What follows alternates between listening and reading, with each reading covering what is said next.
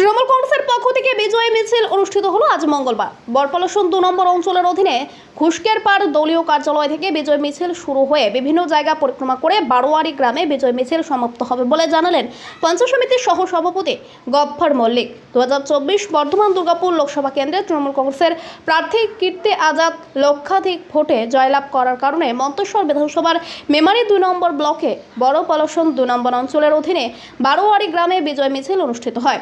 বিজয়ী হওয়ার কারণে শুভেচ্ছা বিনিময় ও আবির খেলায় মেতে উঠলেন তৃণমূল কর্মীরা। বাদ্যযন্ত্র সহকারে বিভিন্ন জায়গা পরিক্রমা করে এসে বারোয়ারি গ্রামে মিছিলটি সমাপ্তি হয়। পাশাপাশি নিজেদের মধ্যে মিষ্টিমুখ করেন ও সবুজ আবির খেলায় মেতে ওঠেন দলীয় নেতৃত্ব কর্মীবৃন্দরা। কি বললেন মেমারি 2 নম্বর পঞ্চায়েত সমিতির সহ সভাপতি গফফর মল্লিক, আমরা শুনব। Mrityunjay Jessore report, SN Bangla.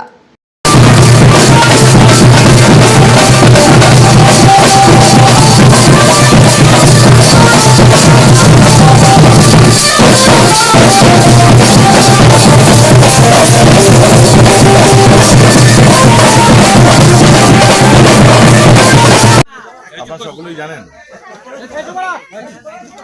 যে পূর্ব বর্ধমান জেলায় এবারে লোকসভা রেজাল্টে আমাদের প্রিয় বিধায়ক তথা রাজ্যের মন্ত্রী তিনি মমতা বন্দ্যোপাধ্যায়কে কথা দিয়েছিলেন যে পূর্ব বর্ধমান জেলায় রেকর্ড ভোটে এই মন্তেশ্বর বিধানসভা জিতবে এবং তিনি টার্গেট বেঁধে দিয়েছিলেন কর্মীদের যে দিলীপ ঘোষকে এখানে মন্তেশ্বর বিধানসভা থেকে 50,000-এরও বেশি ভোটে হারিয়ে তাকে মেদিনীপুরে পাঠাবো।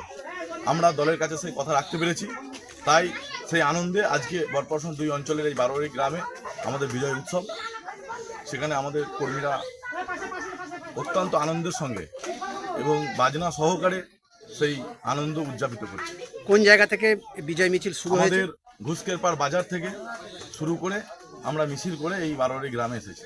কে কে উপস্থিত আছেন আমাদের? এখানে ব্লক নেতৃত্ব, ত্রিস্তর পঞ্চায়েতের সকল জনপ্রতিনিধি এবং তৃণমূল কংগ্রেসের বুথের সভাপতি, যারা আমাদের দলের মেন কাণ্ডারি। সাধারণ ভোটারদের উদ্দেশ্যে কি বার্তা দেবেন? সাধারণ ভোটারদের উদ্দেশ্যে আমরা একটা কথাই বলবো যে মমতা বন্দ্যোপাধ্যায় যে কথা দেয় সে কথা রাখেন।